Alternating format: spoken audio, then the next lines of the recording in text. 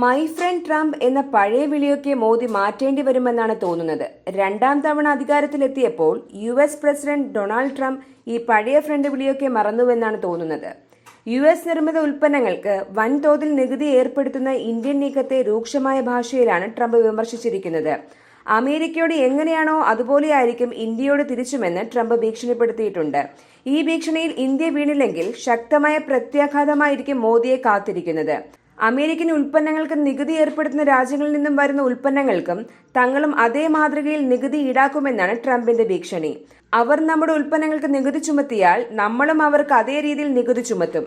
അവർ നമുക്ക് നികുതി ചുമത്തുന്നു, നമ്മൾ അവർക്കും നികുതി ചുമത്തുന്നു. മറ്റുള്ളവർക്ക് നമ്മുടെ ഉൽപ്പന്നങ്ങൾക്ക് വലിയ നികുതിയാണ് ഇപ്പോൾ ചുമത്തുന്നത്. എന്നാൽ നമ്മൾ അങ്ങനെ ചെയ്യുന്നില്ല, തിങ്കളാഴ്ച മാധ്യമങ്ങളെ കണ്ട് ട്രംപ് പറഞ്ഞു. ചൈനയുമായുള്ള വ്യാപാര കരാറിനെക്കുറിച്ചുള്ള ചോദ്യത്തിന് മറുപടി പറയവെയാണ് അദ്ദേഹം ഇക്കാര്യം പറഞ്ഞത്. ചില US ഉൽപ്പന്നങ്ങൾക്ക് ഉയർന്ന തീരുവ ചുമത്തുന്ന രാജ്യങ്ങളിൽ ഇന്ത്യയും ബ്രസീലും ഉൾപ്പെടുന്നുവെന്ന് ട്രംപ് പ്രത്യേകം എടുത്തു പറഞ്ഞു. പരസ്പര നീതി എന്നത് വളരെ പ്രധാനപ്പെട്ടതാണ്. US ഉൽപ്പന്നങ്ങൾക്ക് ഇന്ത്യ 100% തീരുവ ചുമത്തുകയാണെങ്കിൽ പകരം USഉം അതുതന്നെ ചെയ്യും. USനോട് എങ്ങനെ പെരുമാറുന്നു അതിനനുസരിച്ചായിരിക്കും തിരിച്ചുള്ള പെരുമാറ്റം, ട്രംപ് വ്യക്തമാക്കി.